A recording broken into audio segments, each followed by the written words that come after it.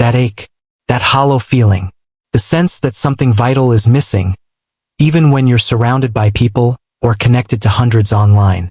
This is loneliness, not just being alone, but the distressing feeling of being disconnected, misunderstood, or lacking meaningful companionship. In an age of unprecedented technological connection, paradoxically, many of us feel more isolated than ever. Loneliness has been called an epidemic, a silent suffering that touches people of all ages and backgrounds. It's more than just a fleeting emotion. Chronic loneliness can profoundly impact our mental and physical health, affecting our happiness, our resilience, and even our lifespan. Why is this happening? And more importantly, what can we do about it? Is it just about making more friends? Or is there a deeper understanding we need to cultivate about ourselves and our connections?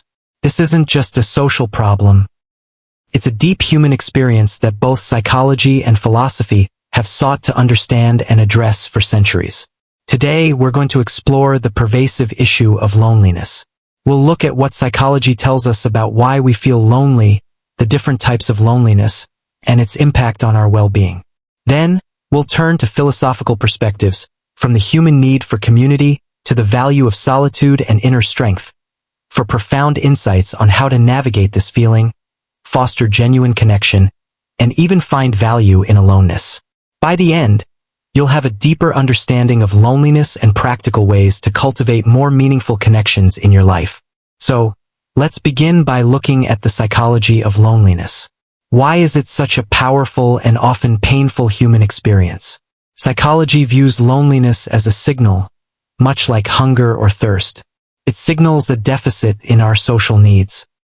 From an evolutionary perspective, connection to a group was crucial for survival. Being isolated meant danger. So, our brains are wired to experience distress when our social connections are lacking or unsatisfactory.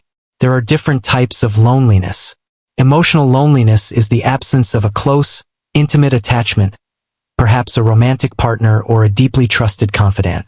Social loneliness is the feeling of lacking a wider network of friends, colleagues, or community. You can experience one without the other.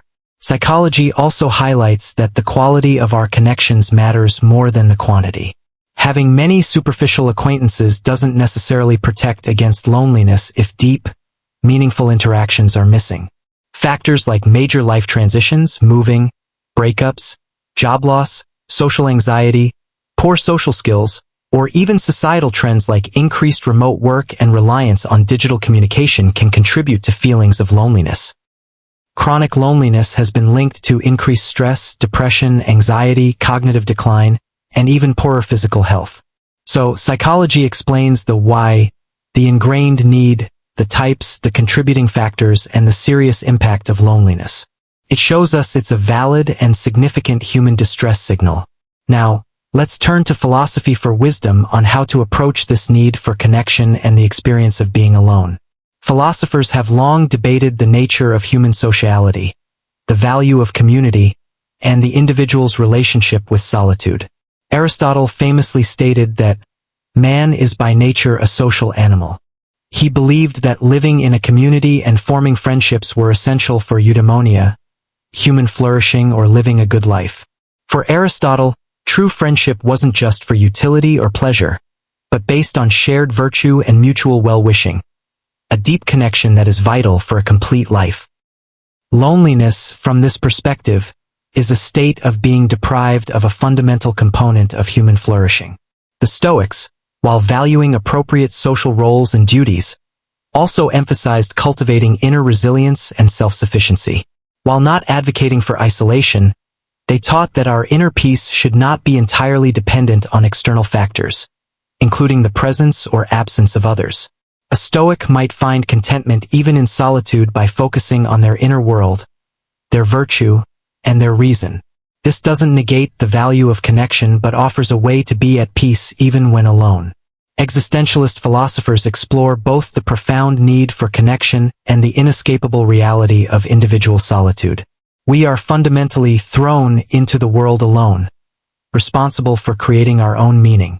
Yet, authentic connection with others, based on mutual respect for freedom and subjectivity, is seen as a vital part of a meaningful existence. Loneliness can be a painful reminder of our separateness, but also a catalyst for seeking genuine, rather than superficial, connections. Buddhist philosophy emphasizes compassion and interconnectedness, interbeing. The idea that we are all fundamentally linked. While loneliness as a painful state is recognized, practices like loving-kindness meditation aim to cultivate a sense of connection and goodwill towards all beings, which can alleviate the feeling of isolation. Inner peace and wisdom developed through practices like mindfulness can also make solitude a rich and restorative experience rather than a frightening one. These philosophical traditions offer diverse but complementary perspectives. Connection is vital, but so is inner strength and the ability to be at peace with oneself. This is where psychology and philosophy converge to offer a powerful path forward. Psychology helps us understand the need for connection and the pain of its absence. Philosophy provides the wisdom on how to approach this need, the value of different kinds of connection, and how to cultivate an inner life that can sustain us. So, how do we practically apply this combined understanding to combat loneliness and foster meaningful connections? First, use psychological self-awareness. Acknowledge your feelings of loneliness without shame. Understand what type of connection you might be missing. Is it deep intimacy? A broader social circle? A sense of community?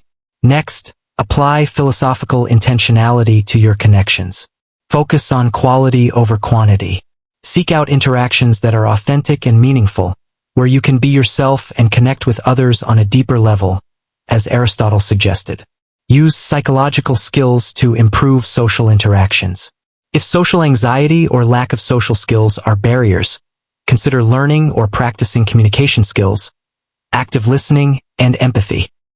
Cognitive behavioral therapy techniques can help challenge negative thoughts that hinder social engagement. Cultivate the Stoic capacity for contentment in solitude. Practice being comfortable with your own company. Engage in activities you enjoy alone. Use solitude as a time for reflection, creativity, or learning. This reduces the fear of being alone and makes your pursuit of connection less driven by desperation. From an existentialist perspective, take responsibility for creating connections. Don't wait passively for others. Initiate contact. Join groups with shared interests, volunteer. Actively build the social world you desire. Embrace the Buddhist principle of compassion, both for yourself and others. Recognize that many people feel lonely. Extending kindness and compassion to others can itself foster a sense of connection and reduce your own feelings of isolation. Dealing with loneliness is not just about filling your calendar. It's about understanding our deep human need for connection, valuing the quality of our relationships, and cultivating an inner life that allows us to be both well-connected and at peace with ourselves. It's about finding the balance between reaching out and grounding within. Loneliness is a call to action, a call to nurture our relationships, build community, and connect more deeply with ourselves and the world around us. Thank you for joining me in exploring this important human experience. If you found this valuable, please give it a like and subscribe. What helps you feel most connected? Share your thoughts in the comments below.